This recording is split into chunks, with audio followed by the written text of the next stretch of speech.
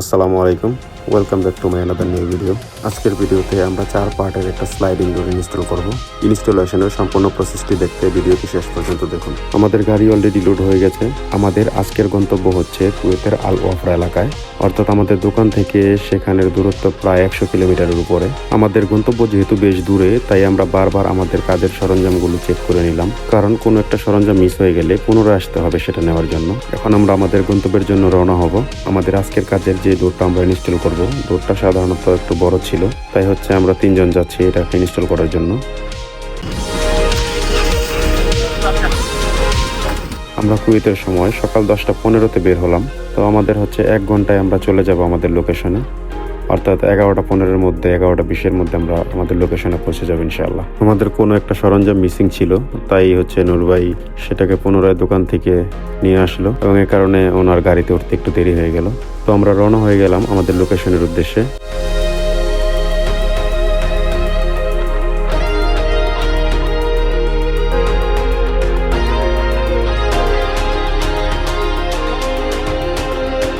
আগেই বলেছি আমরা আমাদের ডোর ইনস্টলেশনের জন্য 3 জন যাচ্ছি বাইরে আজকে, অর্থাৎ আমি আর মাঝে নূর ভাই, ছোট ভাই লিসান এবং আমাদের ড্রাইভার খান সাহেব। তো যেতে যেতে আমাদের বেশ ভালোই খুনসুটি চলছে, অর্থাৎ আমরা যখন দূরে কোনো লোকেশনের কাজের জন্য বের হই তখন হচ্ছে আমাদের যাওয়ার সময় এবং আসার সময় খুব ভালো একটা আড্ডা হয়। তো যেতে যেতে আরও বেশ কিছু ফুটেজ নেওয়ার চিন্তা ছিল, বাট ফোনে হিটিং ইস্যু দেখাচ্ছিল বারবার। আলহামদুলিল্লাহ ফাইনালি আমরা 1 ঘন্টা 20 মিনিটে আমাদের লোকেশনে পৌঁছে গেছি। আমরা এখন আমাদের গাড়ি আনলোড করব। এই মুহূর্তে গাড়ি আনলোড করা সবচেয়ে কষ্টের একটা কাজ, কারণ আজকে টেম্পারেচার 45+ এবং এখন পুরোপুরি দুপুর। আর একটা কথা, আমরা আজকে হ্যান্ড গ্লাভস আনতে ভুলে গেছি, তো যে কারণে হ্যান্ড গ্লাভস ছাড়াই আমাদের আনলোড করতে হবে। তো আমরাও হ্যান্ড গ্লাভস ছাড়া আনলোডের প্রস্তুতি নিচ্ছি। এইখানে আমরা ইনস্টল করব আমাদের স্লাইডিং ডোর। এখানে 2টা স্লাইডিং ডোর লাগানো হবে, অর্থাৎ এই মুহূর্তে ভিডিওতে হাতের লেফট সাইডে যেটা আপনারা দেখতে পাচ্ছেন, এখানে আমরা হচ্ছে 4 পার্টের স্লাইডিং ডোরটা ইনস্টল করব এবং তার সাথে ভিডিওতে হাতের রাইট সাইডে যে জায়গাটা আপনারা দেখতে পাচ্ছেন সেখানে আমরা 2 পার্টের স্লাইডিং ডোর ইনস্টল করব। আর আমাদের 4 পার্টের স্লাইডিং ডোরটা যেহেতু বড় ছিল, অর্থাৎ 5.5 মিটার, তাই আমরা ডোরটাকে খুলে গাড়িতে লোড করেছি এবং আমরা হচ্ছে আমাদের প্লেসে সেটাকে পুনরায় ফিটিং করব। পাশাপাশি আমাদের আর একটা ডোর ছিল, সেটা হচ্ছে 3 মিটার, তাই সেটা আমাদের খোলার প্রয়োজন হয়নি। তাই আমরা ভাবছিলাম প্রথমে ছোট ডোরটা ইনস্টল করে দেন বড় ডোরটা হচ্ছে আমরা ফিটিং করব এবং ইনস্টল করব। যেহেতু বড় ডোরে আমাদের সময় বেশি লাগবে, তাই আমরা ছোট ডোরটাই আগে করার চেষ্টা করলাম। আমরা আমাদের বড় ডোরটাকে ফ্লোরে রাখছি, এখানে আমরা প্রথমে এটাকে ফিটিং করব। আমি যেহেতু ভিডিও নিয়ে ব্যস্ত, তাই আমাদের ফিটিংয়ে একটু দেরি হচ্ছে। কয়েকটা ফুটেজ নেওয়া হয়ে গেলে তারপরে আমরা হচ্ছে সেটাকে ফিটিং করব। যাই হোক, অনেক হয়েছে, শুধু ভিডিও করলেই চলবে না, কাজও করা লাগবে। তাই এখন আমরা আমাদের 5 মিটারের যেই ডোরটা ছিল সেটাকে পুনরায় ফিটিং করার কাজ করছি। এটা পুনরায় ফিটিং হয়ে গেলে তারপর সেটাকে আমরা ইনস্টল করব। আমরা যেই সাইডটাতে কাজ করতে আসছি সেটা হচ্ছে একটা ভিলেজ টাইপ এরিয়া, আর শহরের যেই সাইডগুলো থাকে সেই সাইডগুলোর তুলনায় এই এরিয়াগুলোতে কাজ করতে বেশ ভালোই লাগে।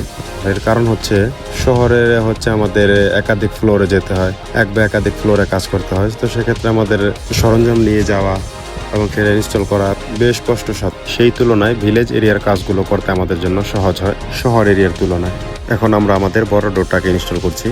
তো আমাদের বড় ডোরের উপরের সাইজ এবং নিচের সাইজের ভিতরে একটা পার্থক্য ছিল, তাই ডোরটাকে উপর থেকে একটু কেটে নেওয়া হচ্ছে। কাটিং হয়ে গেলে আমরা আমাদের ডোরটাকে লাগিয়ে নিই, এবং এটা যেহেতু বড় ছিল তাই আমরা একাধিক স্ক্রু লাগিয়ে নিচ্ছি। এই ধরনের বড় দরজাগুলোতে সাধারণত স্ক্রু একটু বেশি লাগাতে হয়, এবং স্ক্রু লাগানোর সাথে সাথে লক্ষ্য রাখতে হবে 2 পাশের স্পেস এবং সেন্টার স্পেস যাতে একই রকম থাকে, কেননা সেন্টার স্পেস যদি বেশি হয়ে যায় তাহলে আমাদের ডোরটা সঠিকভাবে ইনস্টল হবে না।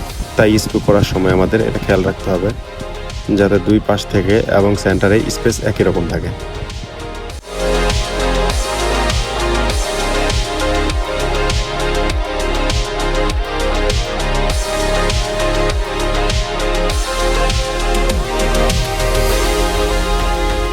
এখন আমরা স্লাইডিং ডোরের প্রতিটা পার্টকে এক এক করে ইনস্টল করব।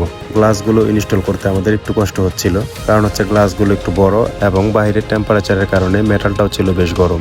মেটালটা গরম থাকার কারণে আমাদের অ্যালুমিনিয়াম ফ্রেম প্যানেলে গ্লাসটা ঢালার জন্য বেশ বেগ পেতে হচ্ছিল। গ্লাসটা আমাদের হাত থেকে পড়ে যাচ্ছিল। যাই হোক, অল্পের জন্য গ্লাসটা বেঁচে গেছে। গ্লাসটা ঢালার জন্য আমরা সাধারণত দীর্ঘক্ষণ চেষ্টা করছি, তবে কিছুতেই হচ্ছে গ্লাসটা ঢালা যাচ্ছিল না। প্যানেলে ঢালার জন্য আমাদের বেশ বেগ পেতে হচ্ছে লম্বা একটা সময়। আলহামদুলিল্লাহ, দীর্ঘ প্রচেষ্টার পরে আমরা প্যানেলে সুন্দর মতো সাকসেসফুলি গ্লাসগুলোকে ঢালতে পারছি। গ্লাস ঢালা হয়ে গেলে লিসান এবং নূর ভাই তারা হচ্ছে লক ফিটিং করতেছে এবং আমি গ্লাসের ভিতরে এবং বাইরে সিলিকন লাগাচ্ছি। আমার সিলিকন লাগাতে প্রায় 2 ঘন্টা সময় লাগে এবং এই 2 ঘন্টা সময় আমি রোদে ছিলাম। আমার সিলিকন লাগানো হয়ে গেলে আমি ফাইনালি সবকিছু চেক করছিলাম সবকিছু ঠিক আছে কিনা। এখন আমাদের ডোরটার ফাইনাল লুক দেখুন। আমাদের ডোর হচ্ছে রাইট সাইডে যেটা, সেটা হচ্ছে 4 পার্টের এবং লেফট সাইডে যেটা, সেটা হচ্ছে 2 পার্টের ডোর। এবং আমাদের ক্লায়েন্ট এখানে তার ইচ্ছা অনুযায়ী ক্লিয়ার গ্লাস লাগিয়েছে। ক্লিয়ার গ্লাস হচ্ছে ভিতরে এবং বাইরে দুই দিক থেকে সেম একই রকম দেখা যায়। আমাদের ভিডিওটি যদি আপনাদের ভালো লাগে, ভিডিওটিকে লাইক করবেন, চ্যানেলটিকে সাবস্ক্রাইব করবেন এবং কোন ধরনের ভিডিও দেখতে চান কমেন্টে বলবেন। পরবর্তী ভিডিও আমরা সেই ধরনের টপিকস নিয়ে বানানোর চেষ্টা করব।